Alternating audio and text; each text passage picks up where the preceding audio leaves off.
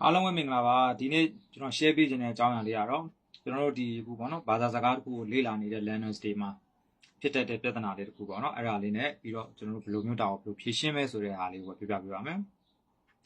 အဲ့ဒါကတော့အခုကျွန်တော်ရဲ့ learners တွေပေါ့နော်ကျွန်တော်စာသင်နေတဲ့ကျွန်တော်ကျောင်းသားတွေပြောနေကြစကားတစ်ခုရှိပါတယ်အဲ့ဒါကတော့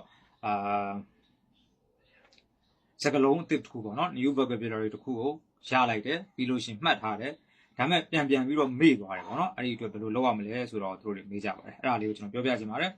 ဒီကတော့ဒါမျိုးကတော့ကျွန်တော်တို့လည်းဖြစ်ပူပါတယ်ကျွန်တော်တို့ learner support တွေလည်းခဏမေ့ပါတယ်ပေါ့နော်အဲ့တော့ကျွန်တော်တို့က old fashion method ဖြစ်တဲ့ဒီရင်တော့လိုမျိုး dictionary reading ပေါ့ dictionary ကို by hack ချက်တာမျိုးတွေပါတယ်ကတော့ဟိုပေါ့နော် outdated ဖြစ်သွားပြီပေါ့နော်အဲ့ဒါတွေကတော့အဆင်မပြေပါဘူးအဲ့တော့ကျွန်တော်နီလန်တစ်ကလေးတွေပြောပြပေးပါမယ်အဲ့တော့ပထမဦးဆုံးနီလန်ကတော့ကျွန်တော်တို့ကပေါ့နော်keep an organized vocabulary ပေါ့နော် keep an organized vocabulary ဆိုတဲ့အားလေးကနေစမယ်ပေါ့နော် keep an organized vocabulary book ပေါ့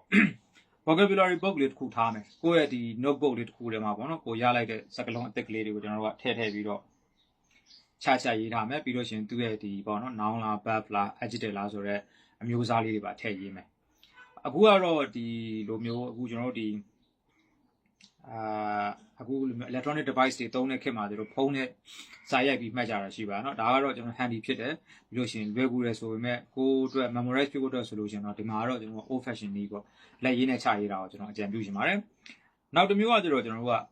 look at again and again ပေါ့เนาะ look at the word after 24 hours or once in a week ပေါ့เนาะ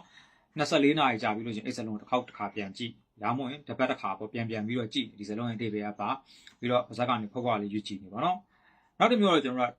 read and read လို့ပဲပြောရတော့မှာပေါ့နော်ဖတ်ပြီးရင်ဖတ်ပါဒီစလုံး repeat ပေါ့နော် repeat လုပ်တဲ့နည်းပါအခုနံပါတ်4ပေါ့နော်နံပါတ်4ပေါ့ကျွန်တော် tip 5ခုပြပြပါမယ်ဒီနံပါတ်4ကတော့ကျွန်တော်ကပါလဲဆိုတော့အဲ့ဒီစကားလုံးကိုသုံးပေးပါ use the new words ပေါ့နော်စကားလုံးကိုသုံးပေးပါစကားလုံးကိုသုံးပေးပါဆိုတဲ့အခါကျတော့ဒီစကားလုံးကိုမှတ်ထားတဲ့စကားလုံးကိုပြန်သုံးပေးပါပြန်သုံးပြီးရတဲ့အခါမှာကျွန်တော် speaking ပြောတဲ့ဟာမှာပဲဖြစ်ဒါမှမဟုတ်လို့ရှိရင်တခုခုဒီ text message ပို့တာတို့ messenger တွေပို့တာမျိုးဖြစ်အဲ့စကားလုံးလေးကိုထည့်ပြီးတော့သုံးပြီး new words ပေါ့နော်အဲ့စကားလုံးအစားကွာကိုကတခြားစကားလုံးသုံးရမှာကိုသိတယ်ကိုရင်တော့သုံးနေကြစကားလုံးပေါ့ဒါပေမဲ့ကိုကပို့ပြီးတော့ memorize လုပ်ချင်တယ်ဆိုလို့ရှိရင်ကိုအခုမှတ်ထားတဲ့စကားလုံးတစ်ကလေးကိုသုံးပေးပါနောက်ဆုံးနီလန်ကတော့ပါလဲဆိုတော့ကကျ learn with your friends ပေါ့နော်မင်းတကယ်ချင်းနဲ့စကားပြောတဲ့အခါမှာဒီစကားလုံးလေးကိုထည့်သုံးပေးဒါမှမဟုတ်ဘူးဆိုလို့ရှိရင်တော့ကိုကဒီစကားလုံးကိုကပြန်ပြီးတော့